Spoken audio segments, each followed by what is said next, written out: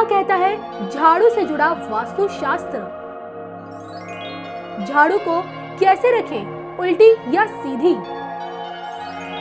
या फिर आड़ी या खड़ी? किन जगहों पर रखें झाड़ू?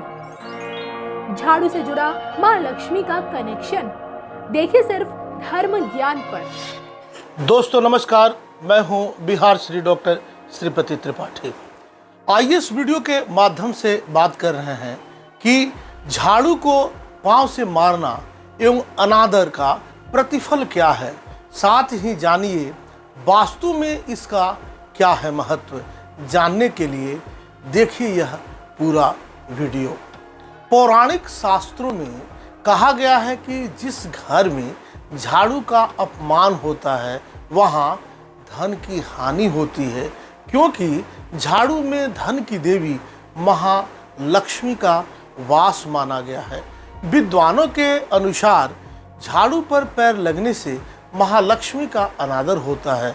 झाड़ू घर का कचरा बाहर करती हैं और कचरे को दरिद्रता का प्रतीक माना जाता है। जिस घर में पूरी साफ सफाई रहती है वहाँ धन, संपत्ति और सुख शांति रहती है। इसके विपरीत जहाँ गंदगी रहती है वहाँ दरिद्रता का वास होता है। ऐसे घरों में रहने वाले सभी सदस्यों को कई प्रकार की आर्थिक परेशानियों का सामना करना पड़ता है। इसी कारण घर को पूरी तरह साफ रखने पर जोर दिया जाता है ताकि घर की दरिद्रता दूर हो सके और महालक्ष्मी की कृपा प्राप्त हो सके। घर से दरिद्रता रूपी कचरे को दूर करके झाड़ू यानी महालक्ष्मी हमें धन, धान्य, सुख संपत्ति प्रदान करती हैं। वास्तु विज्ञान के अनुसार झाड़ू सिर्फ घर की गंदगी दूर नहीं करती बल्कि दरिद्रता को भी घर से बाहर निकालकर घर में सुख समृद्धि लाती है।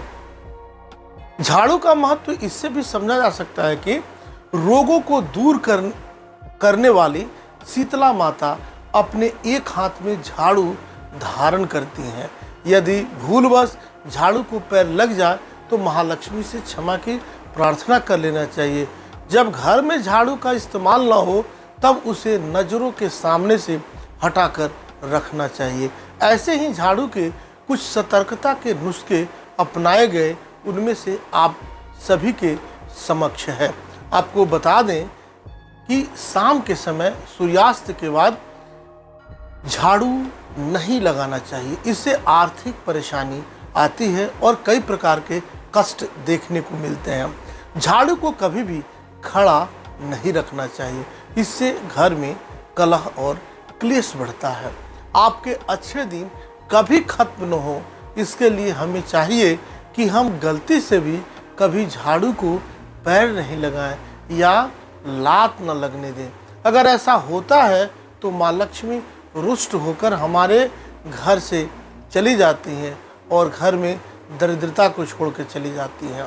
झाड़ू हमेशा साफ रखें, गीला न छोड़ें। ज़्यादा पुरानी झाड़ू को घर में न रखें, किसी एकांत जगह या ज़मीन में उसे दबा दें।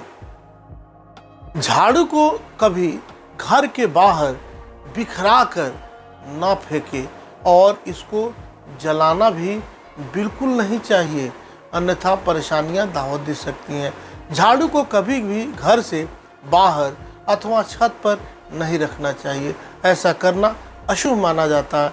कहा जाता है कि ऐसा करने से घर में चोरी की वारदात होने का भय उत्पन्न होता है। झाड़ू को हमेशा छिपा कर रखना चाहिए। ऐसी जगह पर रखना चाहिए जहां से झाड़ू हमें घर या बाहर के किसी भी सदस्यों को बिल्कुल दिखाई नहीं दे। गौ माता या अन्य किसी भी जानवर को झाड़ू से मारकर कभी भी नहीं भगाना चाहिए। ध्यान रखें, घर के परिवार के सदस्य अगर किसी खास कार्य से घर से बाहर निकले हों तो उनके जाने के उपरांत तुरंत झाड़ू नहीं लगाना चाहिए। यह बहुत अपशगुन माना जाता है। ऐसा करने से बाहर गए व्यक्ति को अपने कार्य में असफलता का मुंह देखना पड़ता है। शनिवार को पुरानी झाड़ू जो है वह बदल लेना चाहिए। सपने में झाड़ू देखने का मतलब है, अगर आप सपना देखते हैं झाड़ू का तो इसका मतलब है नुकसान। घर के मुख्य दरवाजे के पीछे एक छोटी झाड़ू टांग कर रखना चाहिए। इससे घर में लक्ष्मी की कृपा बनी रहती है।